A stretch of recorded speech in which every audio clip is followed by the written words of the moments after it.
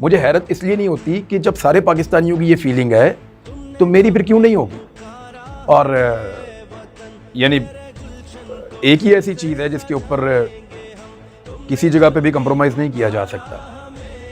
दोस्तों, इस खूबसूरत वीडियो ने दिल जीत लिए। इमरान खान के शेर इमरान रियाज खान इमरान खान के हवाले से पूरी पाकिस्तानी कौम को किस खूबसूरत अंदाज में पैगाम दिया कि हर कोई देखने के बाद अश अश किए बगैर ना रह सका। आपको ये मुकम्मल खूबसूरत वीडियो दिखाने से पहले ये भी बता दें कि पुलिस वालों ने मेरे साथ ज़ाती तौर पे वो नहीं चाहते थे कि जो कुछ मेरे साथ हो रहा है वो हो। सारे मुझे कहते थे सर मजबूरी है, जो कुछ भी आपके साथ हो रहा है, यानी आपके मुंह पे काला कपड़ा हम लपेट रहे हैं, आपको घुमा रहे हैं, फिर थोड़ा टॉर्चर कर रहे हैं, छोटी जगह पे बंद कर रहे हैं। 4 फुट का कमरा था, सारी रात उसमें रखा उन्होंने गर्मी में। कभी कुछ करते हैं, कभी तस्वीरें बना के ले जाते थे, पता नहीं किसको दिखाते थे।